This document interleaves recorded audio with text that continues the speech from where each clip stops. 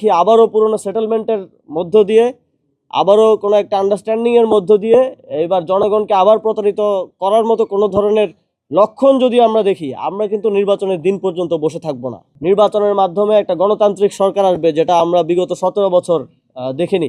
আমরা ভোটাধিকার প্রয়োগ করতে পারবো।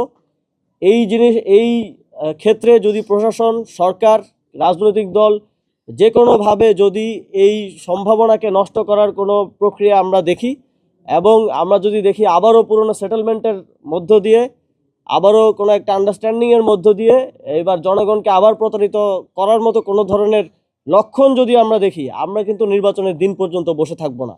আমরা প্রয়োজনে আবার রাজপথে নামবো। প্রয়োজনে আমরা আমাদের যেই সুষ্ঠু নির্বাচন, নিরপেক্ষ নির্বাচন এবং জনগণের রায় দেওয়ার যেই অধিকার, সেটা ছিনিয়ে নিব। ওদের স্বপ্ন পূরণে পাশে থাকতে পেরে আমরা গর্বিত। আমরা আমাদের আরও কিছু কনসার্ন নির্বাচন কমিশনকে জানিয়েছি। যেমন জাতীয় পার্টির নির্বাচনে অংশগ্রহণ করার বিষয়ে আমাদের দলের পক্ষ থেকে এক ধরনের কনসার্ন ছিল যে আমরা চাই না যে ফ্যাসিবাদের যারা দোষর আছেন এবং বিগত ফ্যাসিবাদকে যারা বিভিন্ন উপায়ে বৈধতা দিয়েছেন, তারা যেন কোনোভাবেই এই নির্বাচনে অংশগ্রহণ না করতে পারেন।